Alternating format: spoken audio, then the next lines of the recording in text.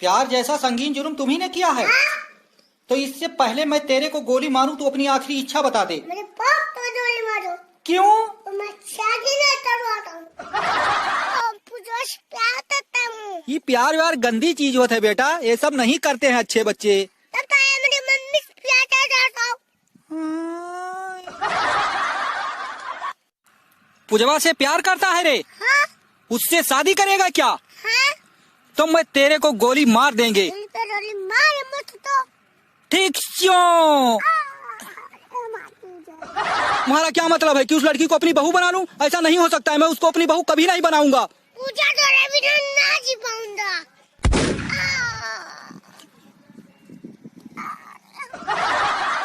क्या हुआ? तुम तो अपने पूजवा से मिलने गए थे, फिर किसने तुमको फोड़ फाड़ दिया? अपने पूजवा थोड़ा दे तो बहुत मर्सी पता के पोतर भेवा। ये का करत हो भैया? माटी खात हो? अरे नहीं, हमार पूजवा यही दही दा चरित है। तो चुम्मा लिखा है। पूजवा का स्क्रीन टच मोबाइल दी हो रहा? हाँ। तो वह कर पप्पा बहुत मारी नहीं हुआ का आज। पूजा मार कर चुन चुन कर मारूंगा सबका। पूजवा का तुम माला रट रहे हो और उसके बाप ने उसकी शादी कहीं और कर दिया तो? ससुरा में दिन भर जमीन चला